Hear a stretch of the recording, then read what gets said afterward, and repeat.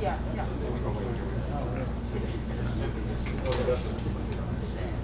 It's all good here. Okay. Set up.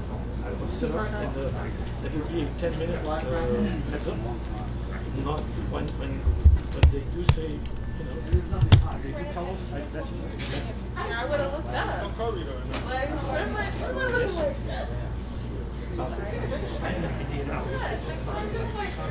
Sometimes taking my good side, you know? Feel strong.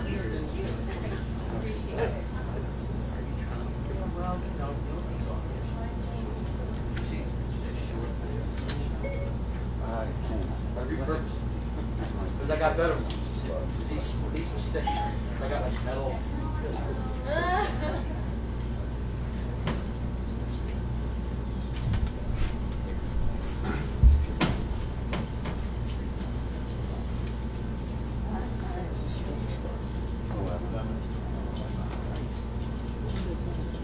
They're going to give us 10 minutes.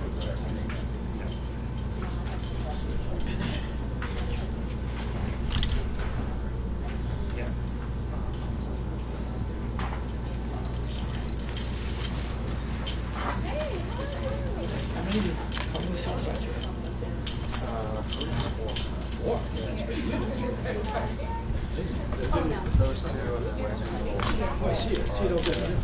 There was a lot of pop over. Four should be pretty good for most things. And if you can, even here, you can do it. What is the delay? I don't know. I missed the part of the how to do it. Yeah, this goes exactly just a little, maybe 0.6, 0.7. That's all. Everything needs to look.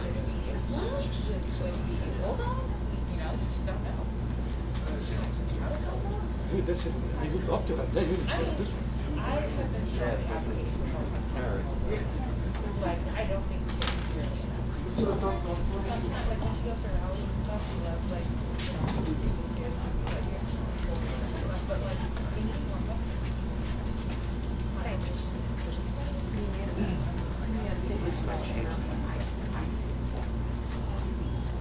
Check 1-2. Check 1-2. This is for everybody that just recently patched in. Gentleman in blue shirt, when you're seeing levels, just give me a thumbs up. Check 1-2. Check 1-2. Good morning. Good morning. You see me? Great. Awesome.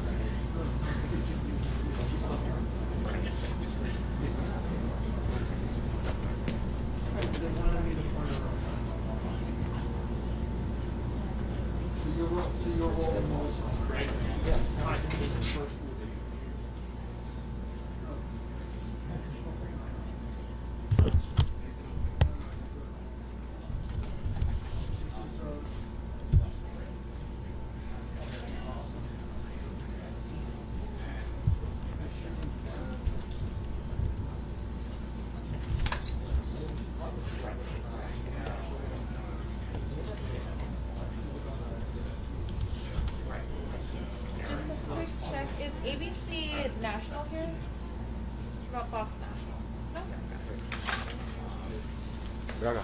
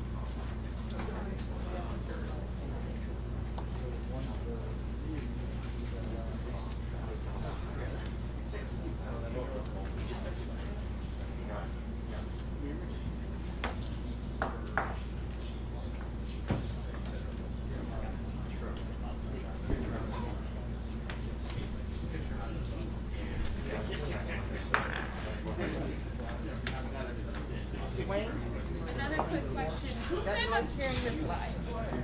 You guys see that? Madam, are you carrying this live? Everyone? Okay. I mean, you guys should.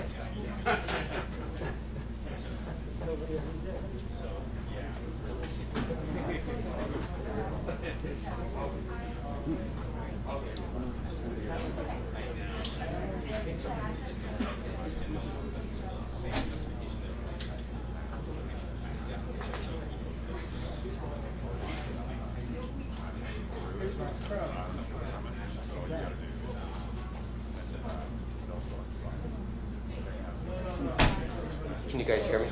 Yes. Yes. It's okay with my mask on right here? Like, you can hear fine? I'm sure you wouldn't. Don't worry about it. When you see me get up to leave at 11:30. I used to do double duty, 2 jobs.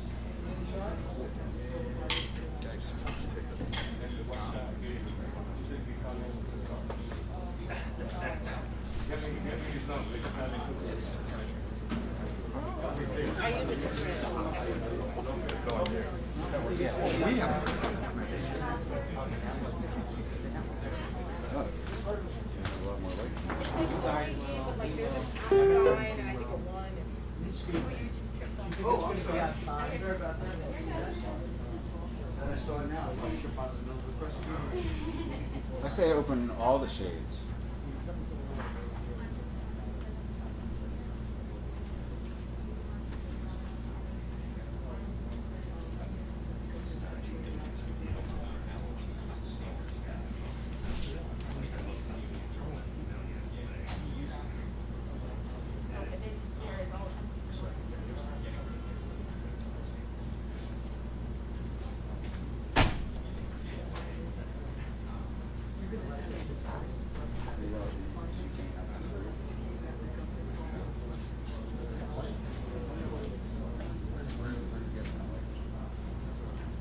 Will this be on time? We're trying. 2-minute warning? I told you, I will give everybody hopefully a 2-minute and then 5 10, minutes. 2. I mean, it's okay. We're going to do a countdown for us. 3. Yeah, of course. We're not at 10 minutes. We are almost. Almost at the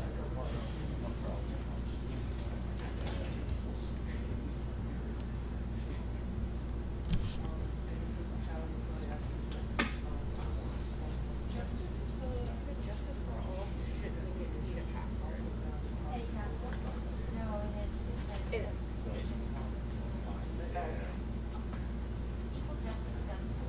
Okay, so let's try one. I think. I bet you could try equal justice. Justice for all. Okay. Yeah. Ready?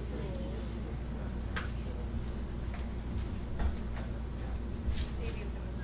Okay. Yes, so she's gonna take questions. Yes.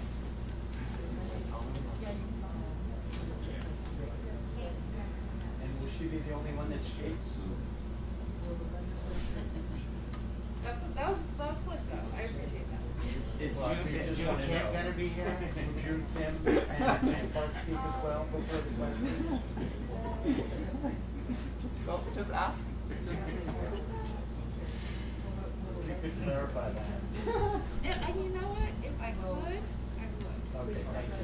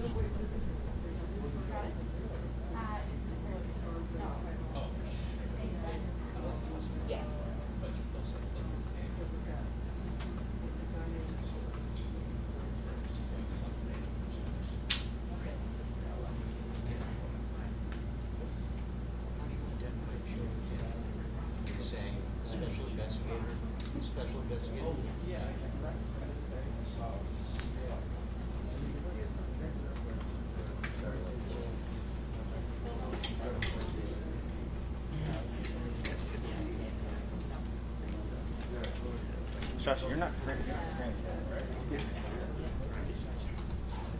Yeah, just now. I know, that's what I told him.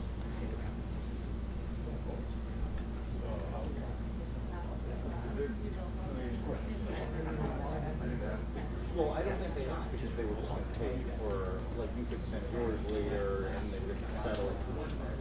I think they're now realizing, oh, which I think, like you said, you should have a contact.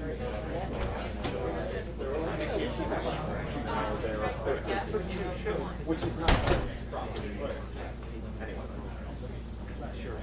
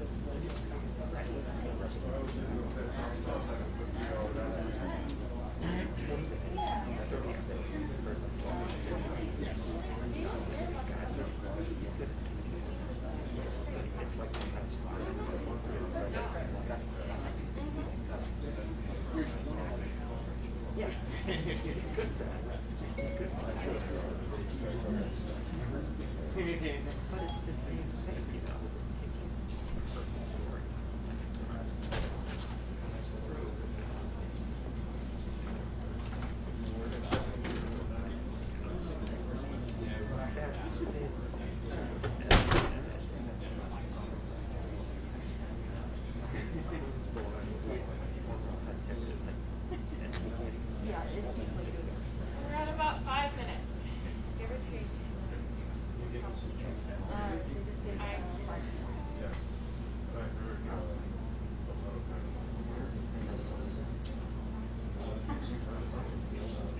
I think there's no work. Oh.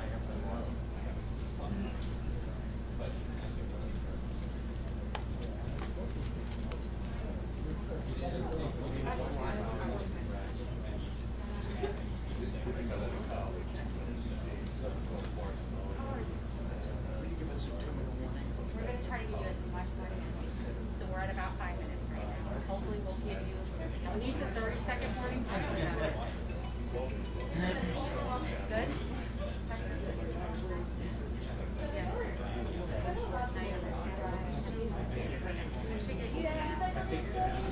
It was really good. Hello. How are you?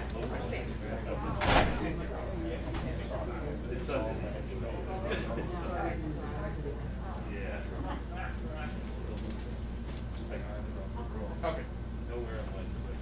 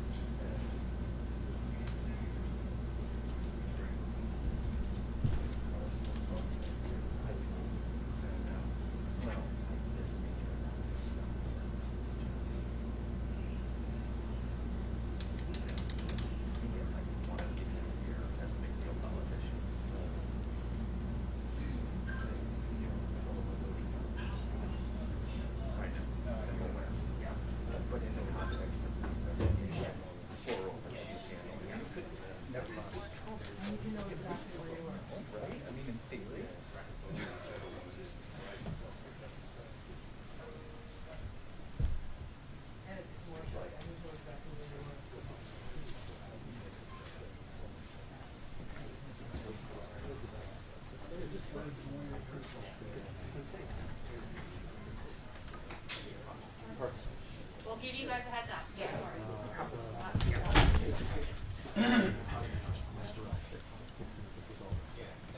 I'll be down there 10 minutes after her.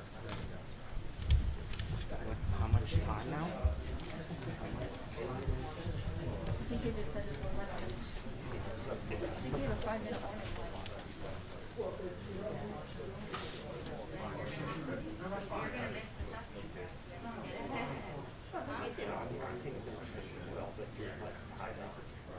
Yeah. I mean, if we're not talking, yeah. I'm sorry. Did somebody tell you? No. Yes, it is. Okay, well, then everyone's in the same boat. Yep, everyone's in the same boat. We'll give everyone a 1-minute heads up, okay? That will be soon.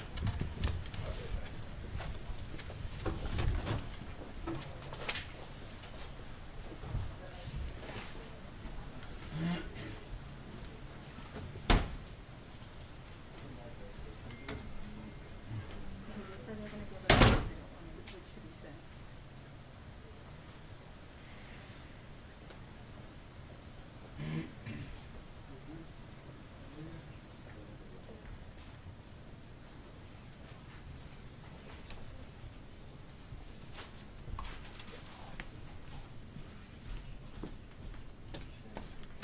So where did you park exactly? Like when I saw you, we were Just gonna set up, don't worry about it. No, As but- soon as we walk out, it's parked there. Huh? As soon as we walk out, it's parked right there. We're good. I know, but I have to go before you leave, so I need to get Just Jack walk out, we'll be right there. right on the corner where I gotta.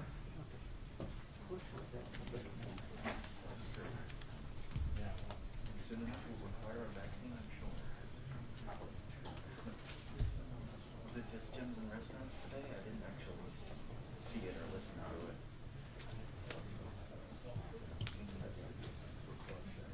But you guys have one in your building or somewhere? A mandate?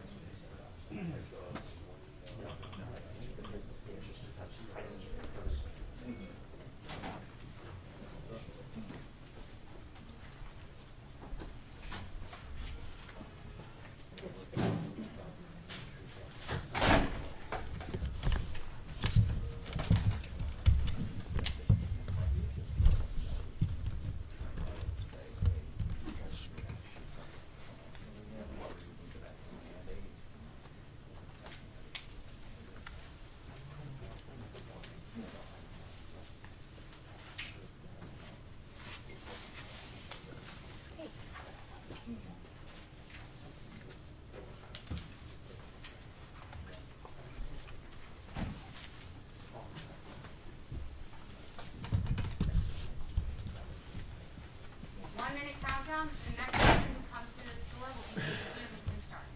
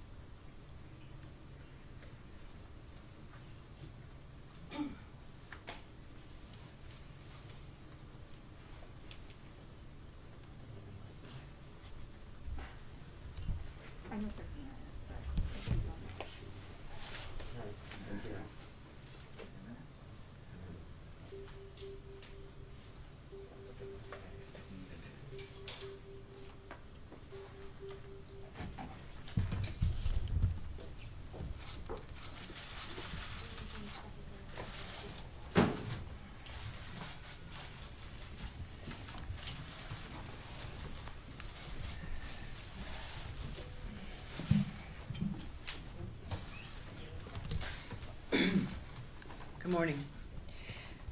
I'm joined here today by Ann Clark and June Kim, the two lead attorneys who were designated as special deputies to the Attorney General's office to announce the findings of their investigation into allegations of sexual harassment made against Governor Andrew Cuomo. I'll make a brief statement and then turn it over to Ms. Clark and to Mr. Kim, who will delve into the investigation's findings. The independent investigation has concluded that Governor Andrew Cuomo sexually harassed multiple women and in doing so violated federal and state law. Specifically, the investigation found that Governor Andrew Cuomo sexually harassed current and former New York State employees by engaging in unwelcome and non-consensual touching and making numerous offensive comments of a suggestive and sexual nature that created a hostile work environment for women. The investigators independently corroborated and substantiated these facts through interviews and evidence, including contemporaneous notes and communications. This evidence will be made available to the public along with the report. This investigation was started after a number of women publicly alleged that they had been sexually harassed by Governor Cuomo. And on March 1st of this year, the governor's office made a referral to my office pursuant to State Executive Law 63-8 regarding these allegations. Executive Law Section 63-8 permits the New York Attorney General's office, with the approval of the governor, or when directed by the governor, to inquire into matters concerning the public peace, the public safety, and public justice. This referral issued by the governor enabled my office to appoint independent, outside investigators to look into these allegations. And on March 8th, 2021, Ann Clark and June Kim, they were officially deputized as special deputies. Ms. Clark and Mr. Kim and their respective firms were chosen to lead this investigation because of their decades of work at the highest levels, their deep expertise on matters in question, and their careers fighting to uphold the rule of law. Ann Clark is a partner at Vladnick, Raskin, and Clark PC, where she focuses on employment law issues on behalf of employees at the trial and appellate levels. And during her more than 30-year career, Ms. Clark has represented clients in a variety of employment, sexual harassment, and other discrimination cases in the private sector, in education, and in government. She also has deep experience with retaliation, whistleblower, breach of contract, and compensation and benefit cases. June Kim is a partner at Cleary, Gottlieb, Steen, and Hamilton, LLP. And for more than 2 decades, he has worked at the highest levels of government and in private practice. From March 2017 to January 2018, he served as the acting United States Attorney for the Southern District of New York. As the most senior federal law enforcement officer in the district, he oversaw all criminal and civil litigation conducted on behalf of the United States. Before becoming acting United States Attorney, Mr. Kim served in various leadership positions in the office, including Deputy United States Attorney, Chief of the Criminal Division, and Chief Counsel to the United States Attorney. Ms. Clark and Mr. Kim are experienced, credible, and deeply respected professionals. And together, they ensured that this investigation was both independent and thorough. Over the course of the 5-month investigation, the investigators spoke to 179 individuals, including complainants, current and former members of the executive chamber, state troopers, additional state employees, and others who interacted regularly with the governor. In addition, they reviewed more than 74,000 pieces of evidence, including documents, emails, texts, audio files, and pictures. These interviews and pieces of evidence reveal a deeply disturbing yet clear picture. Governor Cuomo sexually harassed current and former state employees in violation of both federal and state laws.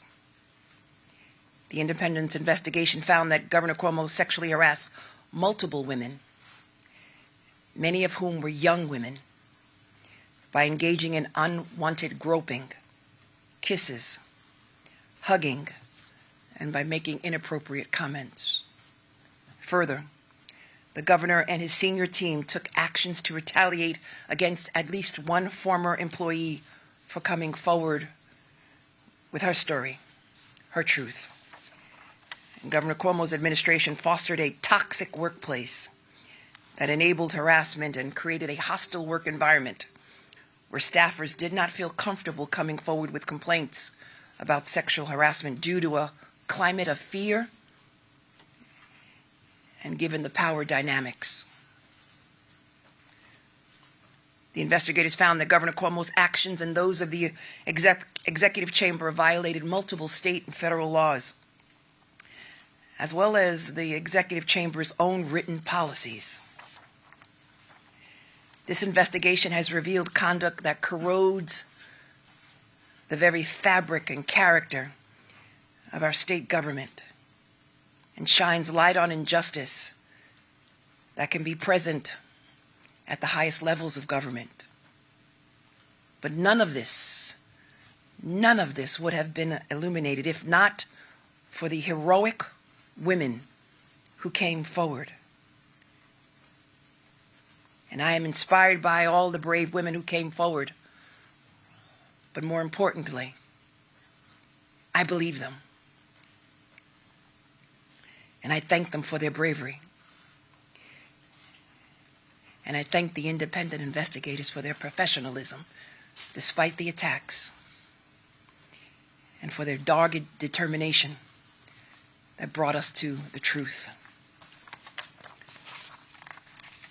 And now we will hear from June Kim and Ann Clark, who will walk us through the report and their findings.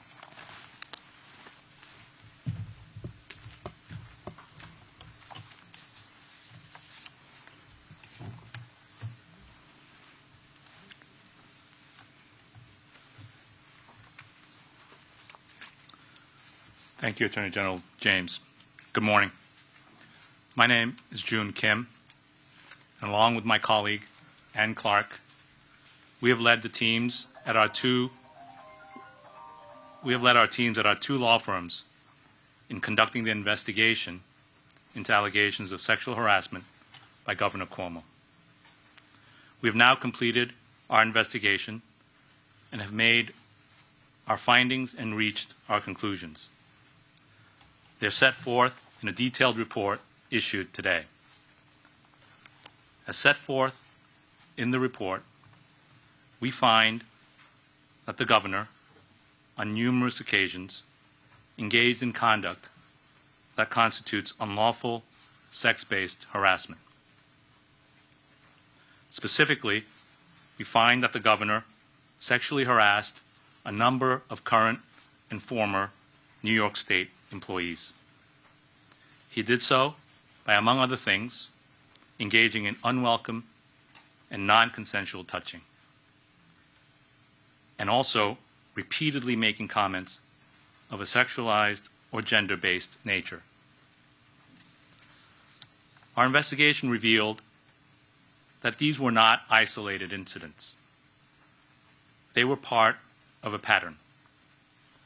The governor's pattern of sexually harassing behavior was not limited to members of his own staff, but extended to other state employees, including a state trooper who served on his protective detail.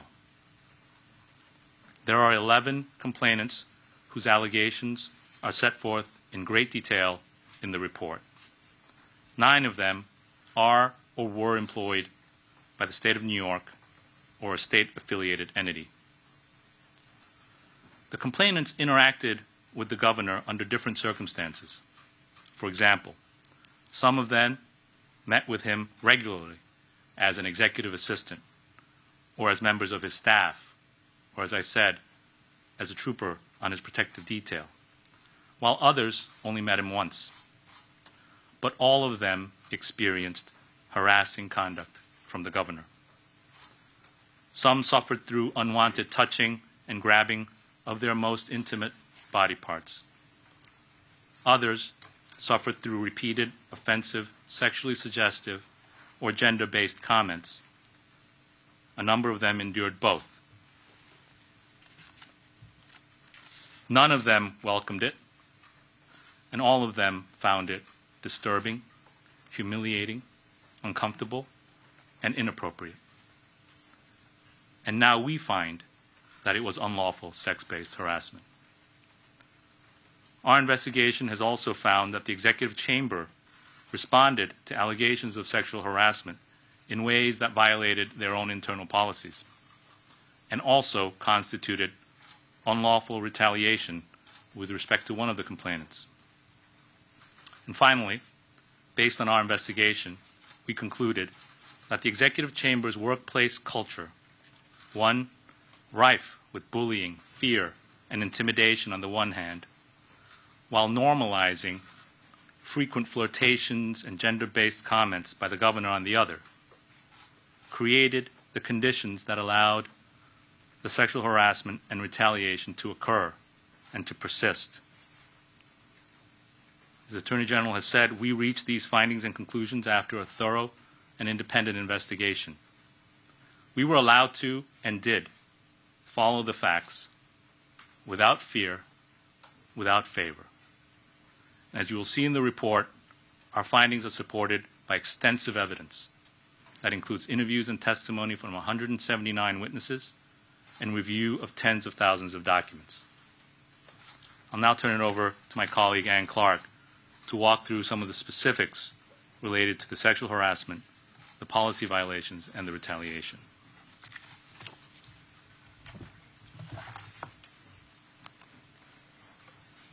We find that the governor on many occasions engaged in sex-based harassing conduct and conversations. The most serious was the governor's unwelcome physical contact with women, including touching intimate body parts. He engaged in this conduct with state employees, including those who didn't work in the executive chamber, as well as non-employees. One current employee, who we identify as Executive Assistant Number 1, endured repeated physical violations. On November 16, 2020, in the Executive Mansion, the governor hugged Executive Assistant Number 1 and reached under her blouse to grab her breast. This was the culmination of a pattern of inappropriate sexual conduct, including numerous close and intimate hugs, where the governor held her so closely that her breasts were pressed against his body, and he sometimes ran his hands up and down her back while he did so. There were also several occasions on which the governor grabbed her butt. Executive Assistant Number 1 had vowed that she was going to take these violations, as she put it, to the grave. She was terrified that if she spoke out, she would lose her job. But she broke down in front of colleagues when she heard the governor on March 3, 2021, in his press conference claim that he had never touched anyone inappropriately. She then confided in her coworkers who saw her break down as to what had happened, and they were the ones that reported the conduct to attorneys in the executive chamber. The governor also several times inappropriately touched a state trooper assigned to the unit to protect the governor. In an elevator, while standing behind the trooper, he ran his finger from her neck down her spine and said, "Hey, you." Another time, she was standing holding the door open for the governor. As he passed, he took his open hand and ran it across her stomach from her belly button to the hip where she keeps her gun. She told us that she felt completely violated to have the governor touch her, as she put it, between her chest and her privates. The governor also inappropriately touched women who were attending work-related events at which the governor made remarks. At one event in September 2019, while having his picture taken with an employee of a state entity, the governor grabbed this young woman's butt. At another event in May of 2017, the governor pressed and ran his fingers across the chest of a woman while reading the name of her company, whose logo was on her chest. The governor also engaged in a widespread pattern of subjecting women to unwanted hugs and kisses and touching them in ways that made them uncomfortable. Conduct that is not just old-fashioned, affectionate behavior, as he and some of his staff members would have it, but unlawful sex-based harassment. In addition to the physical conduct, our investigation found that the governor regularly made comments to staff members and state employees that were offensive and gender-based. For example, the governor crossed the line many times when speaking with Charlotte Bennett, a briefer and executive assistant, particularly in spring of 2020. When she confided in the governor that she had been sexually assaulted in college, he asked her for the details of her assault. When talking about potential girlfriends, he said he thought he could date women as young as 22, knowing that Miss Bennett was 25 at the time. He asked her whether she had ever been with older men. He told her that he was lonely and wanted to be touched. He asked her if she was monogamous and what she thought about monogamy. He speculated on how her history as a sexual assault survivor might affect her romantic life. He told her that she looked like Daisy Duke. He suggested that she get a tattoo she was contemplating on her butt and asked her if she had any piercings anywhere other than her ears. Miss Bennett texted to a friend on the day where many of these comments were made that she was upset and confused and that she was shaking. Another example is the governor's comments to the state trooper, the same trooper he touched on the stomach and back. After the governor had become single, he asked the trooper how old she was. When she responded that she was in her late 20s, he said, "That's too old for him." He then asked her how much of an age difference he thought he could have between him and a girlfriend and have the public still accept it. She suggested it might be a good idea to stick with women at least as old as your daughters. She then tried to deflect the conversation by asking the governor what he was looking for in a girlfriend.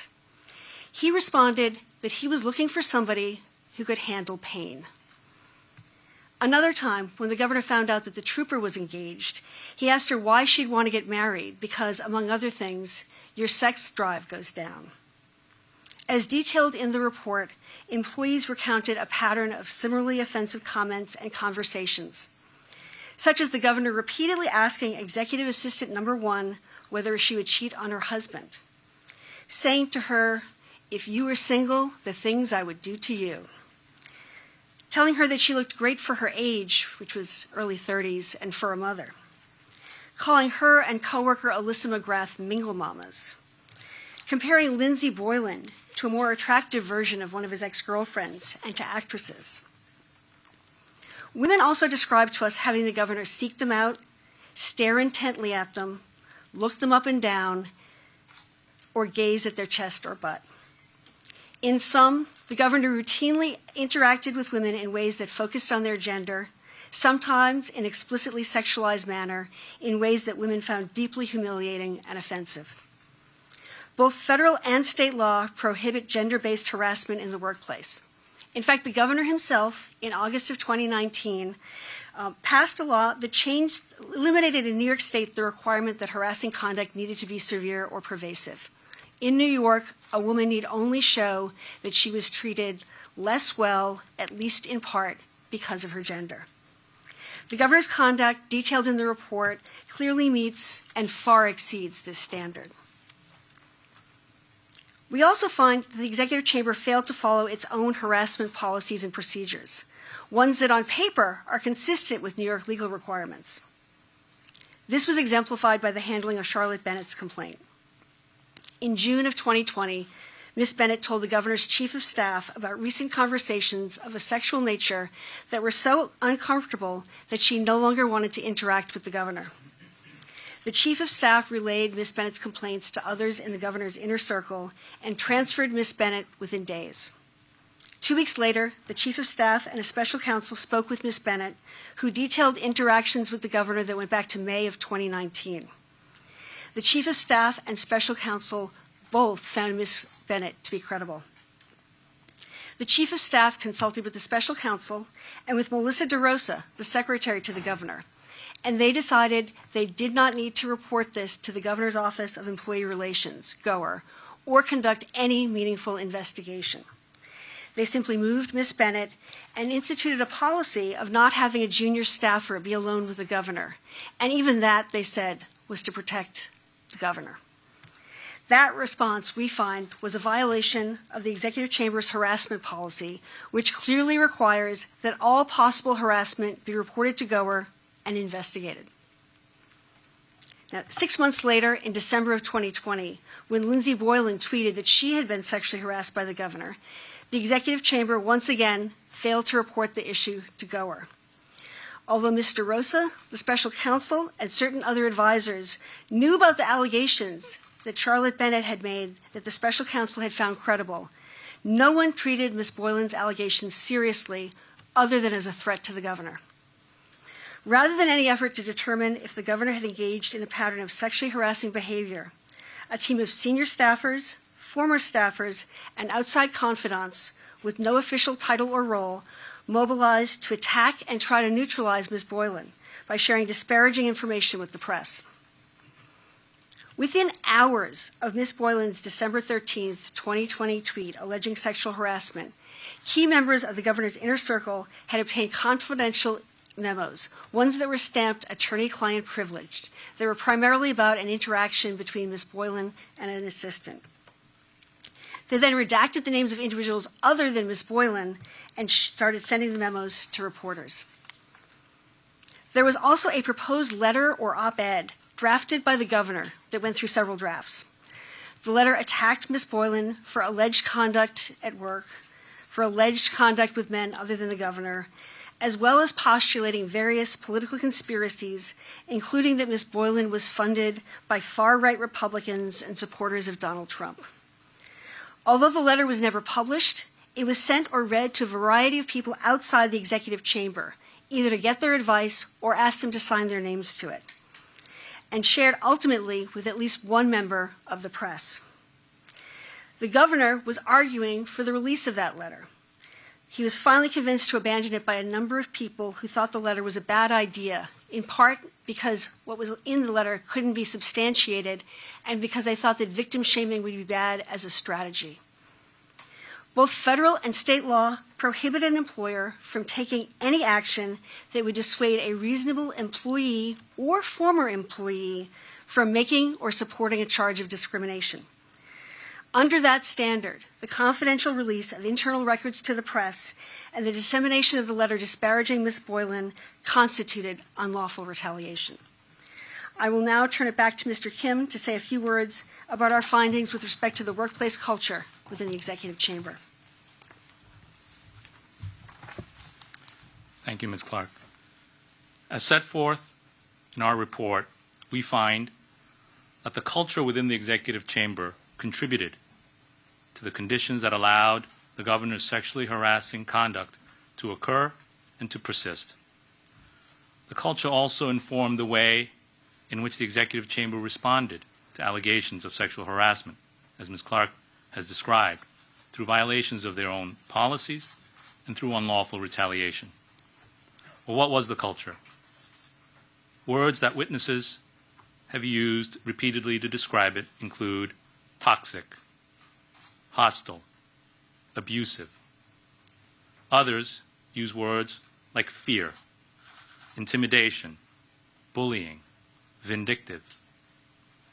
As one senior staffer stated bluntly, as the sexual harassment allegations became public in March of this year in text exchanges with another in the administration, I quote, "Hopefully, when this is all done, people will realize the culture, even outside of the sexual harassment stuff, is not something you can get away with. You can't berate and terrify people 24/7. Close quote. It was a culture where you could not say no to the governor. And if you upset him or his him or his senior staff, you will be written off, cast aside, or worse. But at the same time, the witnesses described a culture that normalized and overlooked everyday flirtations, physical intimacy, and inappropriate comments by the governor. One senior staffer testified that at a work event, she sat on the governor's lap. Another staffer said she recalled kissing the governor on the lips. The governor testified that those things may have happened with senior staffers. One complainant described her interactions with the governor by saying they were, quote, strange and uncomfortable. But it was like the Twilight Zone. The typical rules did not apply. You should just view it as a compliment if the governor finds you aesthetically pleasing enough, close quote. The coexistence in the executive chamber's culture of fear and flirtation, intimidation and intimacy, abuse and affection, created a work environment ripe for harassment. As another complainant testified, and I quote, "What makes it so hard to describe every single inappropriate incident is the culture of the place. On the one hand, he makes all this inappropriate and creepy behavior normal and like you should not complain. On the other hand, you see people getting punished and screamed at if you do anything where you disagree with him or his top aides. I really just wanted to go to work and be recognized for my work and nothing else," close quote. Charlotte Bennett, the complainant Ms. Clark mentioned, who was transferred after she reported inappropriate comments by the governor to senior staff, summarized her experience in a text message as follows, quote, "The verbal abuse, intimidation, and living in constant fear were all horribly toxic, dehumanizing, and traumatizing. And then he came on to me. I was scared to imagine what would happen if I rejected him, so I disappeared instead. My time in public service ended because he was bored and lonely. It still breaks my heart." That's a quote from a text that Ms. Bennett wrote. This culture made it all the more difficult, if not impossible, for complainants to report the harassment from which they were suffering, particularly when the harasser was the governor of the state of New York. But one by one courageous woman after another stepped forward. They stepped forward to say, enough is enough. They came forward in our investigation to tell us about their experiences, the harassment they suffered at the hands of the governor. In our report, we've used their words, and their words, so long silenced, speak loudly for themselves. These brave women stepped forward to speak truth to power. And in doing so, they expressed faith in the belief that although the governor may be powerful, the truth is even more so. This is what lies at the heart of our investigation and the findings in our report.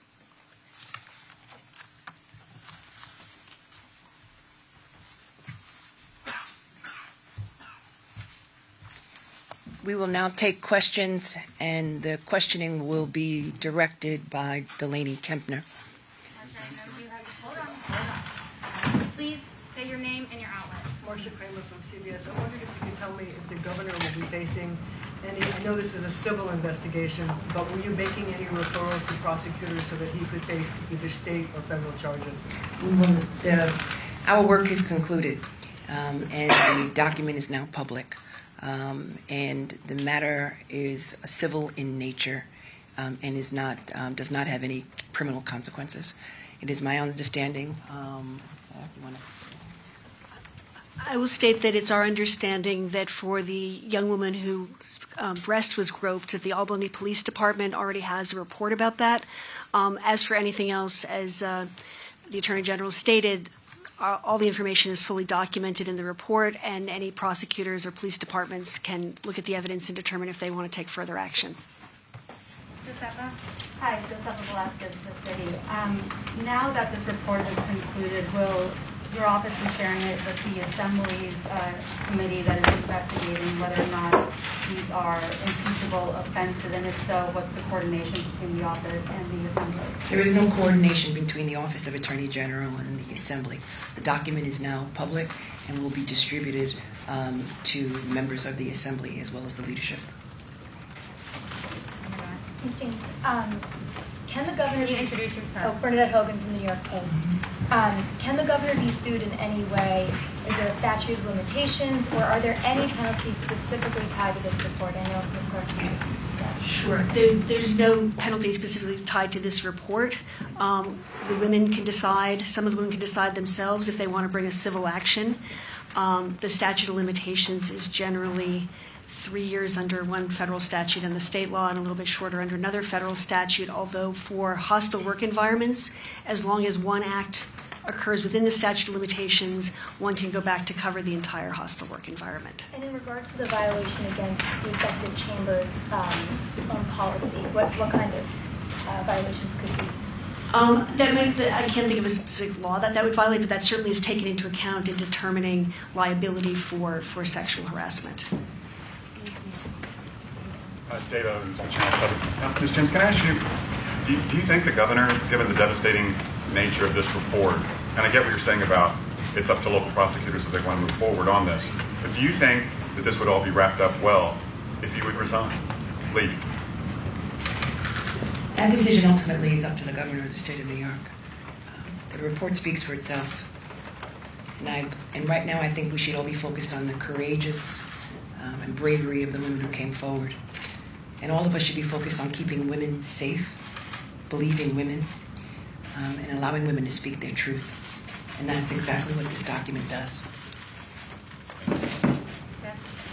Andrew Sibb from WNBC. You mentioned in your opening remarks today defending the credentials of your investigators today.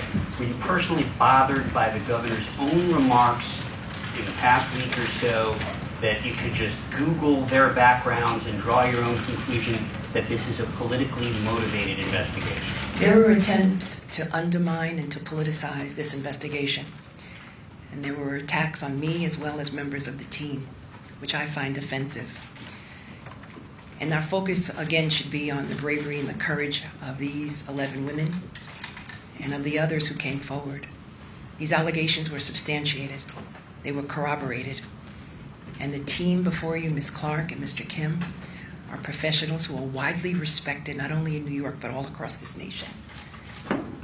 And I support their work, will defend their work, and I believe these women. Zach? Zach Fink from New York One. You mentioned that it corroborated a lot of what the witness testimony was, who you spoke with during the investigation. When you interviewed Governor Cuomo, did he admit to or deny the majority of what was said here? There was a combination. There are some incidents that he admitted to but had a different interpretation of, and there were other things that he denied or said he didn't recall. Speak a little bit more about that. Gwen, WNYC, can you speak a little bit more about what that conversation, that 11-hour conversation was like the other week?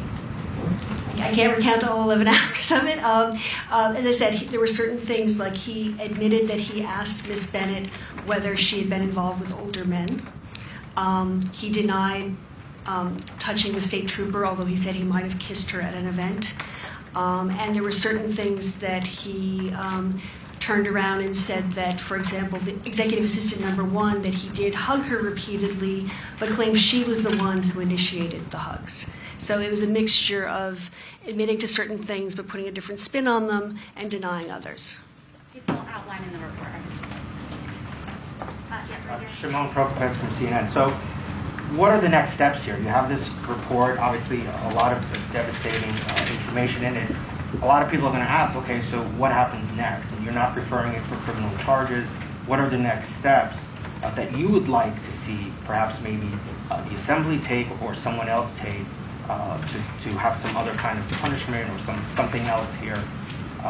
Because right now it just seems like you have this report and it's out there, and what would be the next steps? We were tasked with the responsibility of engaging in an investigation, and we have concluded our investigation, and our work is done.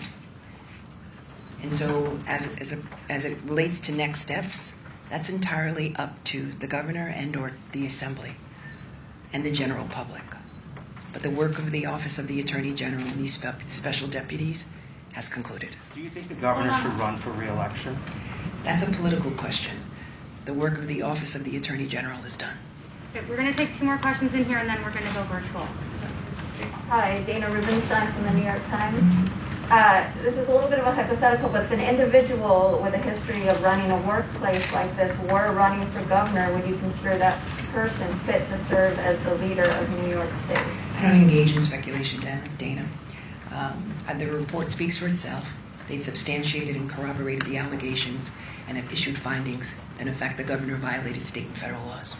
Okay, this is the last one here, and then we're going to go virtual. Adam. Adam Reese, NBC News. As a prosecutor and as an attorney general, are you frustrated that you can't move criminally on these charges, numerous charges that you and the investigators have said are both that violate state and federal law? It's not an issue of being frustrated.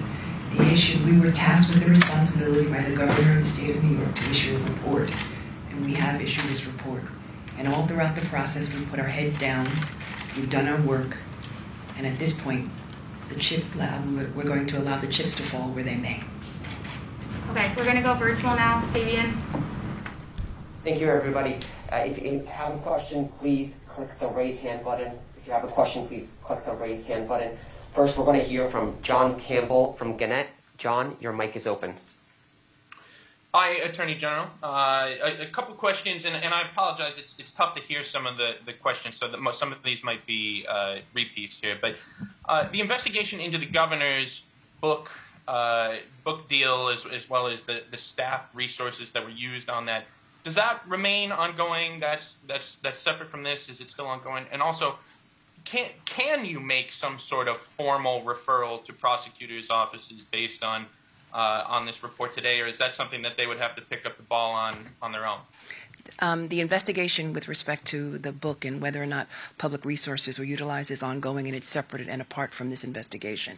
And with regards to criminal jurisdiction usually is conveyed upon the Office of Attorney General. Usually we get a request under the executive law. And at this point in time, our work is concluded, and we will not be engaging in any criminal investigation with respect to the conduct of the governor of the state of New York. Our second question is from Josh Dothy from Washington Post. Josh, your line is open.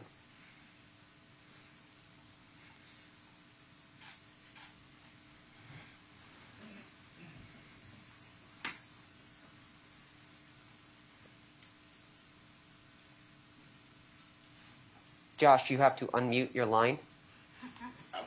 Can you hear me now? I'm sorry. Yeah, we can hear you, Josh. I said, hi, Attorney General. Hi, Josh. There appear to be about 11 allegations here, 11 different victims. Did you find all 11 of the victims who came forward to be credible, and were you able to find contemporaneous notes or proof about all 11 of the victims? We found all 11 women to be credible. There was corroboration to varying degrees. Probably at the end of being most corroborated, Charlotte Bennett talked to people and texted people contemporaneously. Some of her texts were practically in real time regarding conversations with the governor. As well, the reports that she made to the chief of staff and the special counsel, their contemporaneous notes are quite consistent with what she has said to the press and what she told us. The state trooper, the touching incidents The one where he touched her stomach was witnessed by another state trooper who confirmed it to us. The governor kissed her once. That was confirmed to us by another state trooper. And there were other incidents where she told people at the time. Other people that we spoke to did tell people at the time, and we confirmed with the people they spoke with, or had written documentation, either text messages or emails, in which they recounted things contemporaneously. So things. When you see the report, everything is documented. Things were very well corroborated. Our next question is from Emma Kinnery from Bloomberg News. Emma, your line is open. Hello, thank you. I was wondering, you said that your work is done, but there's still a criminal matter in place. What will happen from there? So I cannot speculate as to what will happen from external agencies and or external legislative bodies. That is entirely up to them. But as far as the Office of Attorney General is concerned, our office and our investigation has concluded. We will be issuing this report along with evidence to the general public. Our next question is from Brian Tarnelli from the New York Law Journal. Yes, can you hear me okay? Yes. So I know that there was mention of a report to the Albany Police Department regarding the groping incident. Can you specify if that was made by the executive chamber, or has the victim herself stepped forward and given a report to the Albany Police Department? It's our understanding that the report was made by the executive chamber.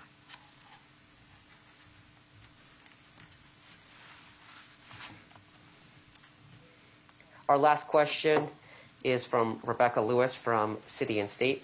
Rebecca, your line is open.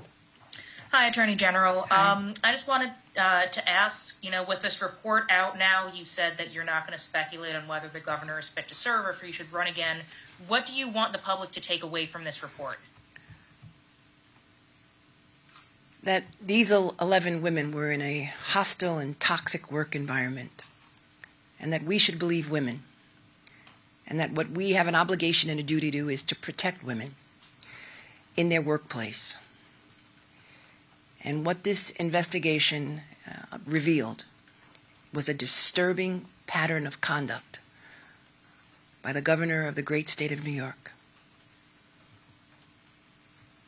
And those who basically did not put in place any protocols or procedures to protect these young women who believed in public service.